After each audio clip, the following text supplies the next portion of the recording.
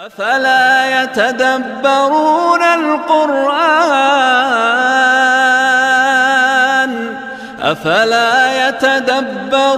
القرآن أم على قلوب أقفالها زين للناس حب الشهوات من النساء والبنين والقناطير المقنطرة من الذهب والفضة والخيل المسومة والأنعام والحرث ذلك متاع الحياة الدنيا والله عنده حسن المآب صدق الله مولانا العظيم اللهم صل على سيدنا ومولانا محمد وعلى آل سيدنا ومولانا محمد وبارك وسلم زینا مزین کیا گیا، خوبصورت بنایا گیا، للناس لوگوں کے لیے، حب محبت محبوب، الشہوات مرغوب چیزیں، رغبت والی چیزیں، چاہت والی چیزیں، النساء عورتیں، البنین بیٹے اولاد، القناطیر خزانے ڈھیر، المقنطرہ جو جمع کیے جائیں، الذہب سونا، الفضہ چاندی، الخیل گھوڑے، المسومہ نشان لگائے ہوئے یعنی عمدہ بہترین، الانعام چپائے، والحرث کھیتی، متاع نفع کی چیزیں، حسن اچھا، المآب ٹھکانہ۔ ترجمہ: زین للناس حب الشہوات لوگوں کے لیے مزین کیا گیا مرغوب چیزوں کی محبت کو، وہ ہیں عورتیں، اولاد، سونے چاندی کے خزانے، نشان لگائے ہوئے گھوڑے، کھیتی، والانعام چوپائے اور کھیتی۔ یہ ہے دنیا کی زندگی کا سامان، اور اللہ کے پاس ہے اچھا ٹھکانہ۔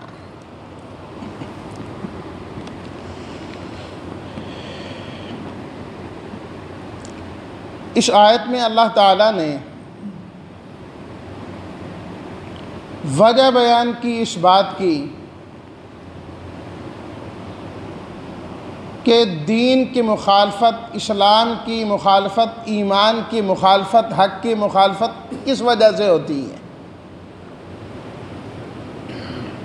کہ ہر آدمی یہی کہتا ہے کہ جو حق بات ہے وہ حق ہے، حق کو تو ماننا چاہیے۔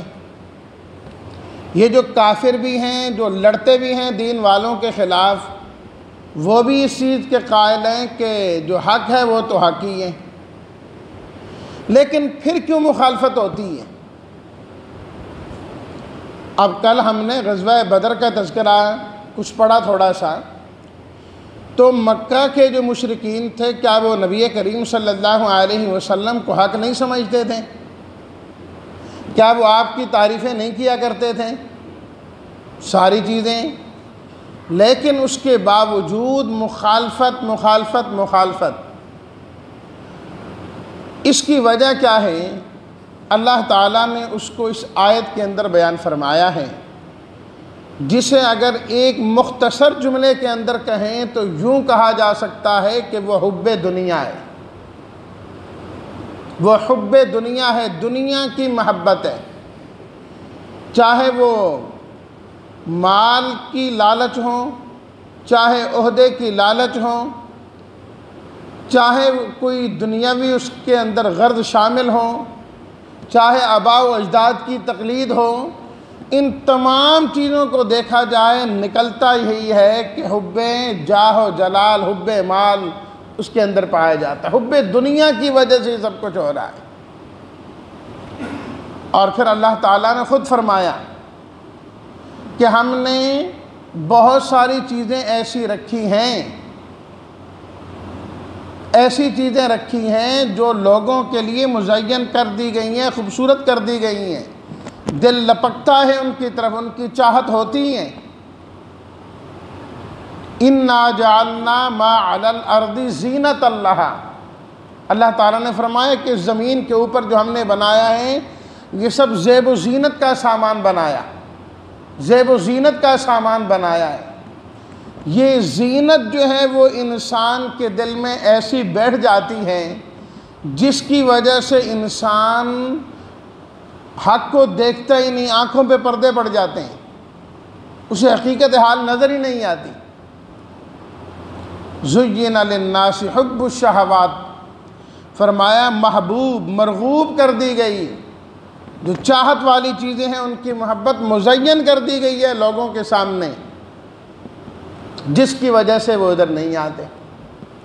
پھر اللہ تعالیٰ نے کچھ ان کی تفصیل بیان فرمائی، فرمایا کہ وہ کیا چیزیں ہیں جن کی وجہ سے یہ سب ہوتا ہے۔ فرمایا من النساء، سب سے پہلے تو عورتیں، عورت ہیں کہ اللہ رب العزت نے عورت کو ایسی چیز بنایا ہے کہ انسان کی ضرورت بنائی، انسان کی مرد کی ضرورت بنایا ہے اللہ تعالیٰ نے اسے، اور فطرتی طور پر اللہ تعالیٰ نے دل میں محبت رکھ دی، اس کی چاہت رکھ دی اس کی۔ سورہ روم میں اللہ تعالیٰ نے فرمایا وَمِنْ آيَاتِهِ أَنْ خَلَقَ لَكُم مِّنْ أَنفُسِكُمْ أَزْوَاجًا، اللہ کی قدرت کی نشانیوں میں سے یہ ہے کہ اللہ نے خود تمہارے نفسوں سے تمہارے جوڑے پیدا کیے، تمہاری بیویاں بنائیں، لِتَسْكُنُوا إِلَيْهَا، تاکہ تم ان کے ذریعے سے سکون پانے والے بن جائے۔ بغیر عورت کے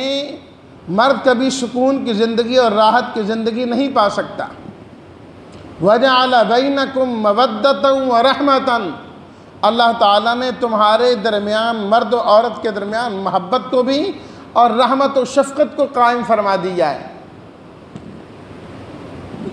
اللہ اکبر۔ اور ایک حدیث میں ہے کہ نبی کریم صلی اللہ علیہ وسلم نے فرمایا الدنیا کلھا متاع، یہ ساری کی ساری جو دنیا ہے یہ متاع ہے، متاع، نفع حاصل کرنے کی چیز ہے۔ وَخَيْرُ مَتَاعِهَا الْمَرْأَةُ الصَّالِحَةُ،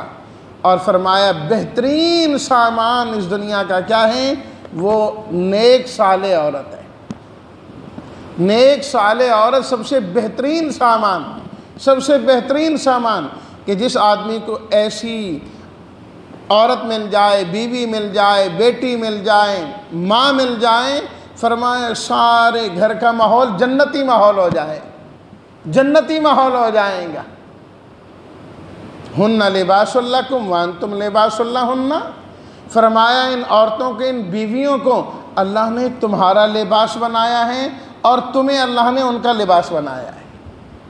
جس طرح بغیر لباس کے انسان خوبصورت کبھی نہیں ہو سکتا، اسی طرح بغیر عورت کے بھی انسان میں، مرد میں کبھی خوبصورتی نہیں آ سکتی،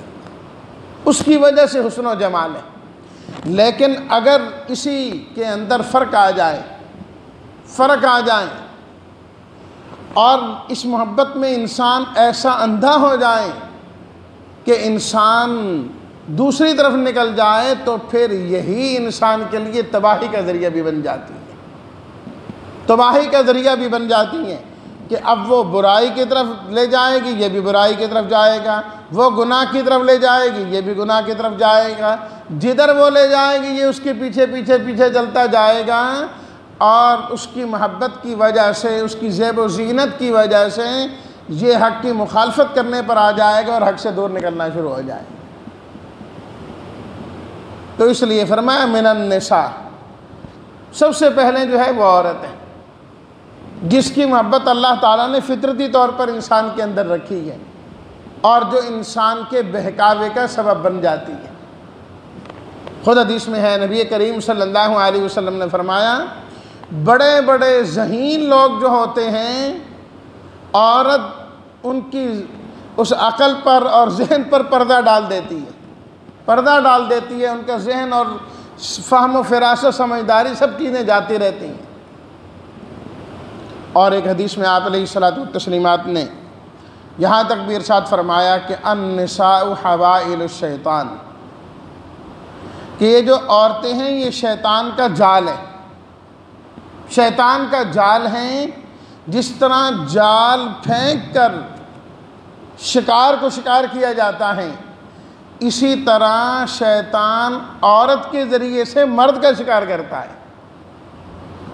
شیطان عورت کے ذریعے مرد کا شکار کرتا ہے کہ مرد جو ہے وہ عورت کی جال میں آ جاتا ہے، پھنس جاتا ہے، اب اس سے نکلنا اس کے لیے مشکل ہو جاتا ہے۔ تو دونوں پہلو ہیں۔ محبت تو اللہ تعالیٰ نے فطری رکھ دی ہے، اب اگر اچھائی کی طرف جائے تو کہیں نکل جائے گی، برائی کی طرف جائے پھر بھی کہیں نکل جائے۔ دوسرے نمبر پر اللہ تعالیٰ نے فرمایا والبنین، اولاد اور بیٹے، کہ ہر انسان مرد و عورت دونوں فطری طور پر اپنی اولاد سے محبت کرنے والے ہیں۔ چاہت اللہ تعالیٰ نے دل کے اندر رکھ دی ہے۔ کوئی بھی جاندار ہے وہ اپنی اولاد سے محبت کرتا ہے، اپنی اولاد سے اس کو چاہت ہے، لیکن جو انسان ہیں وہ محبت کا کھل کے اظہار کر لیتے ہیں، کھل کا اپنی اولاد کے ساتھ زبان سے بھی اور اپنے کاموں سے بھی اور باقی چیزوں کے اندر بھی اپنی اولاد اپنا بیٹا۔ خود ایک کام نہیں بھی کرنا چاہ رہا لیکن بیٹے نے اولاد نے کہہ دیا، مجبور ہو جاتا ہے، ٹھیک ہے کرتے ہیں اس کو۔ ساری محنت کر رہا ہے اپنی اولاد کے لیے کہ میری اولاد سکھ میں رہے، سکون میں رہے، راحت میں رہے، پریشانی سے بچنے والی ہو جائے۔ آپ علیہ الصلوۃ والتسلیمات نے فرمایا ان الولد مبخلۃ ومجبنۃ، جو اولاد ہوتی ہے نا یہ بسا اوقات انسان کو بخیل بھی بنا دیتی ہے، کہ انسان چاہتا ہے کہ میں خرچ کروں، فلاں جگہ خرچ کروں، فلاں نیکی کا کام کروں، لیکن نہیں، پھر میری اولاد کیا کرے گی، اس کا کام ہو جائے گا، پھر رہ جاتا ہے۔ بڑے بڑے نیک اعمال کرنا چاہتا ہے، اللہ کے راستے میں جہاد کے لیے جانا چاہتا ہے، مجبنۃ، لیکن اولاد اسے جو ہے بزدل بنا دیتی، اس کی وجہ سے وہ پکڑا ہوا رہ جاتا ہے۔ اور قرآن مجید میں اللہ تعالیٰ نے کیا فرمایا، انما اموالکم و اولادکم فتنہ، جہاں مال تمہارے لیے آزمائش کا ذریعہ ہے، اولاد بھی تمہارے لیے آزمائش کا ذریعہ ہے۔ تیسری چیز اللہ تعالیٰ نے فرمائی والقناطیر المقنطرۃ من الذهب والفضہ، فرمایا سونے اور چاندی کے ڈھیر ہیں جو جمع کیے گئے، خزانے ہیں جو انسان کو بہت اچھے لگتے ہیں۔ سونا چاندی ہر بندے کو، ڈالر ہر بندے کو، پیسہ ہر بندے کو اچھا لگتا ہے، اور اسی فکر کے اندر وہ گھوم رہا ہے۔ جتنے بھی آ جائیں کبھی یہ نہیں کہتا کہ بہت ہو گیا، ہمیشہ یہ ہوتا ہے اور آ جائیں کہتے ہیں اور آ جائیں، کسی ایک جگہ پر اس کا صبر ہے ہی نہیں ہے، چل سو چل ہیں۔ والخیل المسومہ، فرمایا اسی طریقے سے عمدہ گھوڑے اور سواریاں بہت لوگوں کو پسند ہوتی، کہ ان کی سب سے بڑی چاہت کیا ہے، بہترین سے بہترین گھوڑا۔ اس زمانے میں سب سے بہترین سواری جو تھی وہ گھوڑا تھا، اور آج اس کی جگہ بہت ساری اور آ گئی، کہ پیدل والا چاہتا ہے سائیکل آ جائے، سائیکل والا چاہتا ہے موٹر سائیکل آ جائے، موٹر سائیکل والا چاہتا ہے گاڑی آ جائے، گاڑی والا چاہتا ہے اور بڑی آ جائے، بڑی والا چاہتا ہے اور بہترین آ جائے، ایک نہیں 2 آ جائیں، پھر وہ چاہتا ہے میں زمین پر کیوں رنگتا پھروں، مجھے تو فضاؤں میں اڑنا چاہیے، ہیلی کاپٹر میرے پاس ہونا چاہیے، میں اس کا مالک بنوں۔ بس وہ اسی چاہت کے اندر لگا ہے، یہ دیکھتا ہی نہیں حق کیا ہے، سچ کیا ہے، باطل کیا ہے، اور اپنی اس چاہت کے اندر اتنا اندھا ہوتا ہے کہ حق کی بھی مخالفت کرنا شروع کر دیتا ہے، والانعام والحرث۔ اور اسی طرح جو دیہات کا رہنے والا ہے اس کی ساری کوشش اور محنت کس بات پر ہے، الانعام، چوپائے، جانور، میرے پاس گائے ہونی چاہیے، بھینسیں ہونی چاہیے، اور لمبی لمبی زمینیں ہونی چاہیے، اس کے اندر کھیتی ہونی چاہیے، ایک وافر جو ہے اس چیز کا انتظام ہو، دن بدن میں بڑھتا چلا جاؤں۔ فرمایا یہ چیزیں ہیں جو انسان کی زینت کا اللہ تعالیٰ نے ذریعہ بنایا ہے،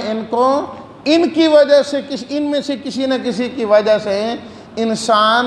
اسلام کی اور ایمان کی مخالفت کرنے والا ہوتا ہے۔ اب یہ ہے کہ اللہ تعالیٰ نے ان چیزوں کو یہ زینت دی کیوں، جس کی وجہ سے انسان آگے پیچھے ہوتا ہے، اس میں بھی اللہ کی بڑی حکمتیں۔ اگر یہ زیب و زینت ان چیزوں کی نہ ہوتی اور یہ مرغوب چیزیں انسان کی محبوب نہ ہوتی، یہ کائنات کا نظام چل ہی نہیں سکتا،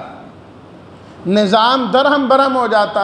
اگر ایک انسان کے دل میں اپنی بیوی کی محبت نہیں ہے، اگر ایک انسان کے دل میں اپنی اولاد کی محبت نہیں ہے، ان چیزوں کی محبت نہیں ہے، تو کیا وہ کمانے کے لیے جائے گا؟